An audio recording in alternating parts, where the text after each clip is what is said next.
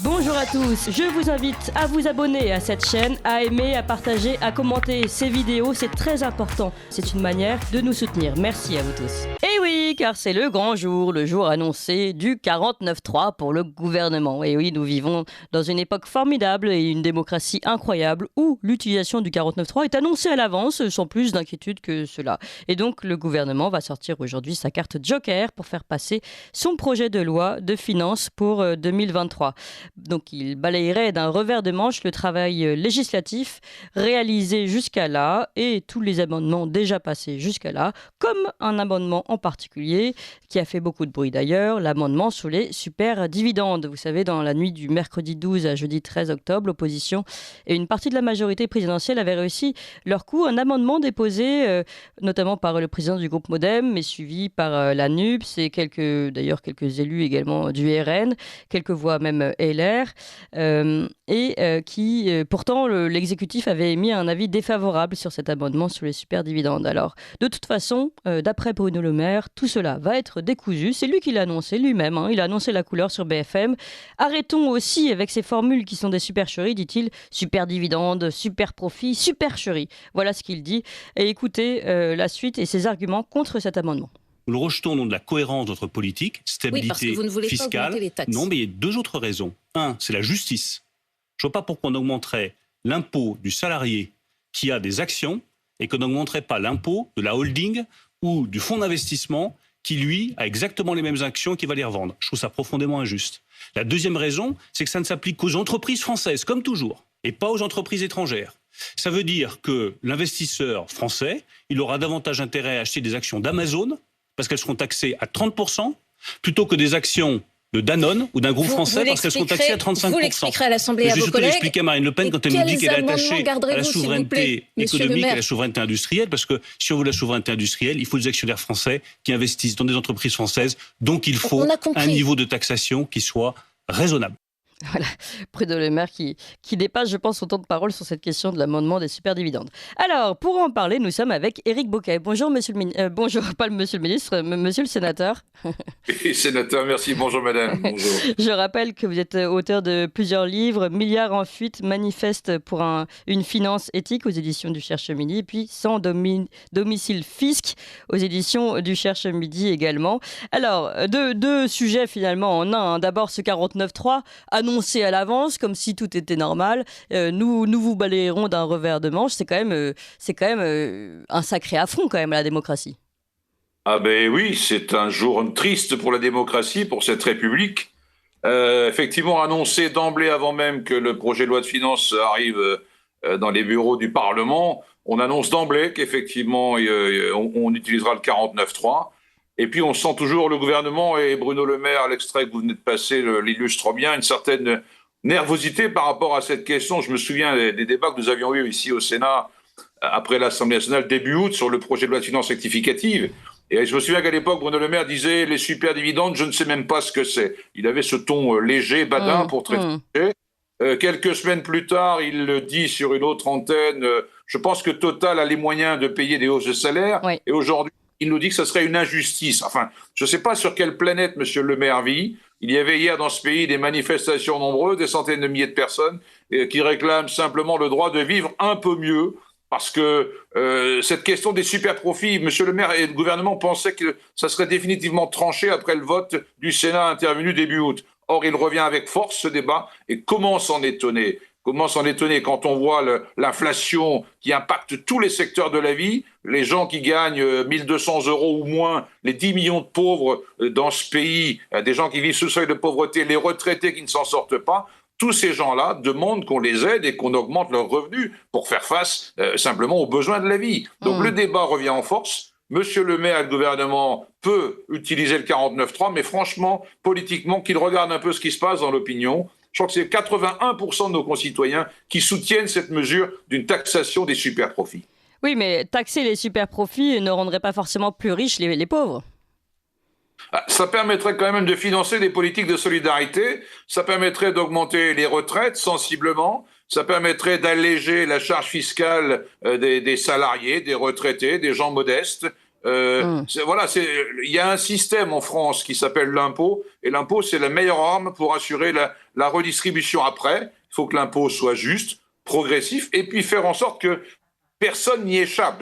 Vous avez fait allusion au bouquin qu'on a publié avec mon frère. L'évasion fiscale sévit toujours. Ce sont des dizaines de milliards d'euros qui manquent dans nos caisses depuis des années. Et là, le gouvernement confirme sa volonté d'encore diminuer les impôts, et notamment ceux des plus riches. Oui, mais c'est intéressant d'ailleurs, parce que c'est presque un paradoxe gouvernemental qu'il lève lui-même, finalement, Bruno Le Maire, dans son explication, dans son argumentation sur BFM TV, puisqu'il dit, finalement, la moitié des entreprises n'auront pas à payer, ne seront pas chargées de cette taxe, puisque les autres entreprises, les Amazon, etc., n'ont pas leur siège en France, et finalement, il faut l'égalité. Il n'y a pas de raison que les entreprises françaises payent plus que les autres.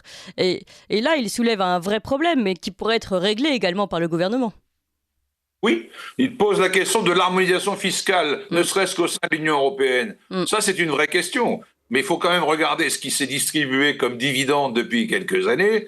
Regardez également les 174 milliards d'aides publiques qui ont été versées aux entreprises au sens large, et évidemment les plus importantes. Donc il y a l'argent qui circule, et qui circule du mauvais côté. Voilà, il y a un problème de justice fiscale profond dans ce pays, et un problème de pouvoir d'achat. Le gouvernement, l'État a les moyens de s'attaquer à cela en mettant en place une fiscalité beaucoup plus juste, beaucoup plus progressive. Enfin, Monsieur Le Maire parle des dividendes, c'est ce gouvernement dans le quinquennat précédent qui a institué le prélèvement forfaitaire unique. Bon, c'est un peu technique, le PFU, c'est-à-dire qu'on a plafonné à 30% la taxation des dividendes. Quand vous regardez les montagnes de dividendes qui s'accumulent depuis des années, chaque année les records sont battus. D'ailleurs, la France est championne d'Europe de distribution des dividendes. Ils ont fait le choix de diminuer la taxation des dividendes.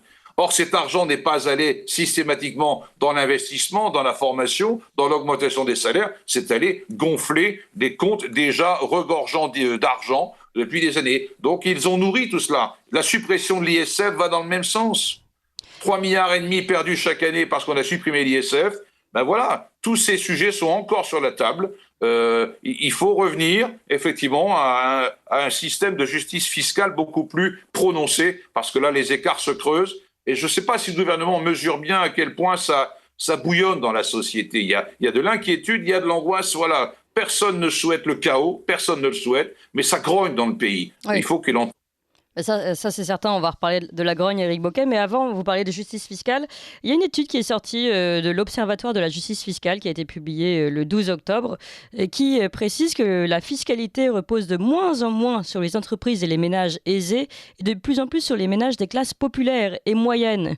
Et finalement, que ce sont eux qui payent le plus le fardeau fiscal. Alors, comment vous pouvez expliquer ça ? C'est un choix. Effectivement, cette étude confirme la tendance observée depuis quelques décennies. Là, les choses se sont faites très progressivement. Les courbes se sont croisées. Effectivement, la taxation des dividendes, du capital, en gros, est en baisse depuis plusieurs décennies, et celle des classes moyennes, celle des salariés, est en hausse régulière. L'impôt le plus injuste en France, c'est la TVA. La TVA, c'est la ressource principale du budget de l'État. C'est un peu plus de 90 milliards d'euros. Et la TVA, tout le monde la paye. Même l'allocataire du RSA, quand il achète sa baguette ou son paquet de pâtes, il paie de la TVA sur ce... Voilà, donc c'est un impôt foncièrement injuste. C'est celui qui rapporte le plus à l'État. L'impôt société est en diminution régulière. Et puis, je l'ai rappelé, suppression de l'ISF, plafonnement de la taxation des dividendes. Oui, on a favorisé clairement la rente et la fortune. Oui, parce qu'on a l'impression que de l'autre côté, il y a des petites entreprises, des petites et moyennes entreprises qui, elles, sont complètement écrasées par le fardeau des charges, des taxes, etc. et qui ont beaucoup de mal, surtout en ce moment, et puis avec la crise Covid, à s'en sortir. Mais complètement. Les entreprises, les collectivités, les particuliers, mais les entreprises, c'est vrai également, sont confrontées à cette flambée du prix de l'énergie. On est dans un système complètement dingue. On nous a expliqué il y a 15-20 ans qu'il fallait libéraliser le marché de l'énergie, que ça allait bénéficier aux consommateurs, à l'usager. On se constate aujourd'hui qu'on est dans un système de dingue. J'ai rencontré le maire d'une commune du Nord, la commune d'Aulnoy-Emery, qui vient de recevoir une lettre recommandée de son fournisseur d'énergie, qui n'est autre que Total Énergie, fournisseur de gaz et d'électricité. Son contrat arrive à échéance le 31 décembre, donc il est enjoint de signer un nouveau contrat, mais dans des conditions complètement nouvelles.